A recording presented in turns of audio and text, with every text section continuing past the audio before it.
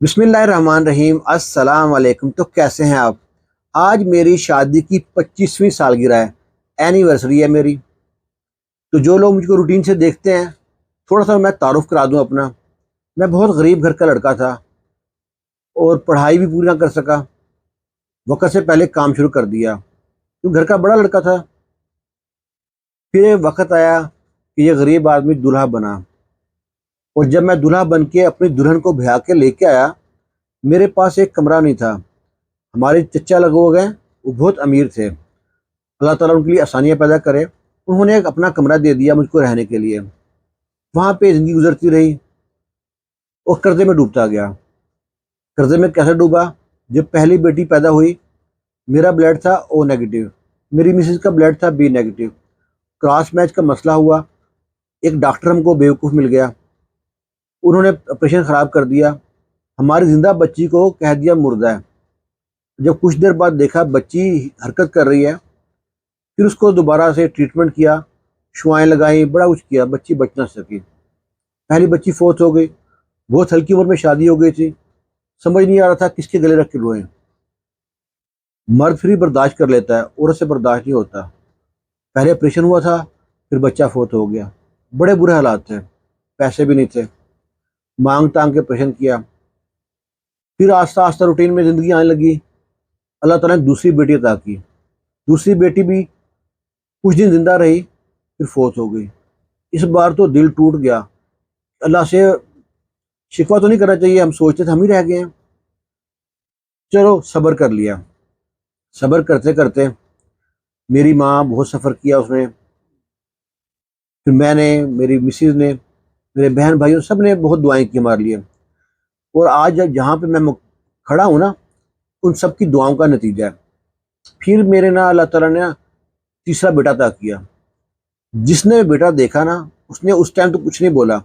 وہ بیٹا اتنا خوبصورت تھا، اتنا خوبصورت تھا کہ جیسے نا کوئی کہتے ہیں نا فرشتے ہوتے ہیں، اللہ معافی دے میں غلط بڑی بات نہیں کر رہا۔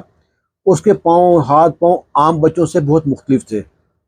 پیدا ہوتے ہی ایسا لگ رہا تھا کہ ابھی 1 سال کا ہے، اتنا صحت مند بچہ تھا۔ وہ شاید 10-15 دن زندہ رہا، وہی فوت ہو گیا۔ 3 بچے فوت ہو چکے تھے۔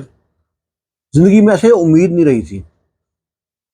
کرتے کراتے ایسی کہانی سنانا بڑا مشکل ہوتا ہے، وقت یاد آتا رہتا ہے۔ پھر اللہ تعالیٰ نے، ہم لوگ گئے ڈاکٹر یاسمین راشد کے پاس، اس نے ہماری ٹریٹمنٹ کی۔ ٹریٹمنٹ کے بعد اللہ تعالیٰ نے ایک بیٹی عطا کی۔ بیٹی الحمدللہ آج یونیورسٹی میں ہے۔ ہم لوگ تو نہیں پڑھ پائے، چلو بیٹی کو پڑھا رہے ہیں۔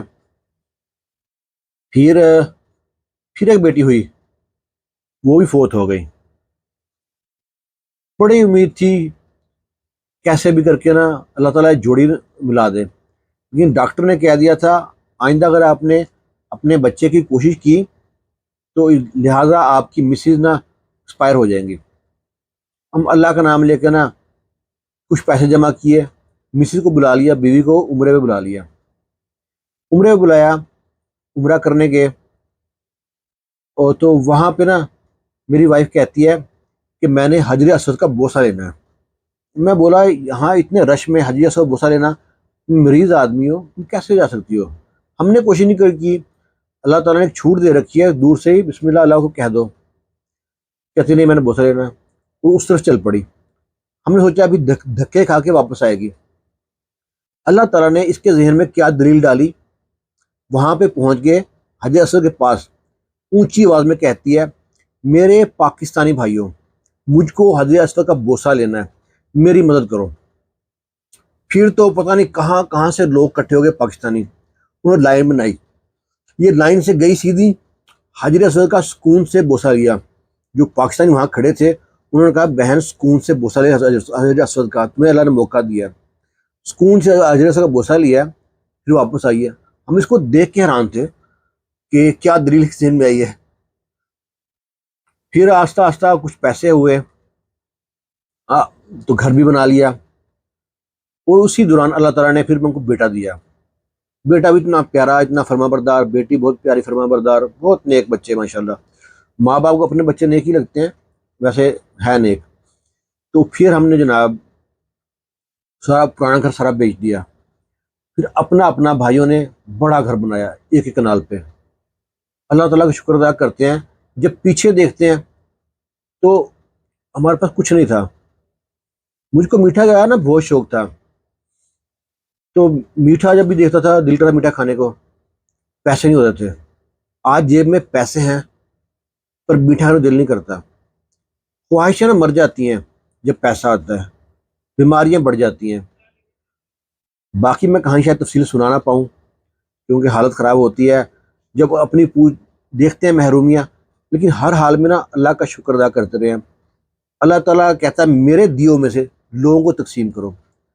میں نے اللہ تعالیٰ سے نا بزنس کر لیا، چاہے میرے پاس 10 روپے ہوں یا 100 روپے ہوں، اس میں سے نا ایک حصہ نکال دیتا تھا میں، وہ کسی کی مدد کر دی۔ اللہ تعالیٰ نے اتنا دیا کہ آج رکھ رکھ کے بھولتے ہیں۔ اللہ کا لاکھ لاکھ شکر ہے۔ آپ لوگوں نے میرا یہ سنا ہے مجھ کو، آپ کا بھی بہت شکریہ۔ اللہ تعالیٰ آپ کی بھی ہر جائز خواہش پوری کرے۔ اللہ تعالیٰ ہر خواہش پوری کرتا ہے، وقت لگتا ہے، ہم میں صرف صبر نہیں ہوتا۔ خوش رہیں، شاد رہیں، آباد رہیں، آپ بھی اور ہم بھی۔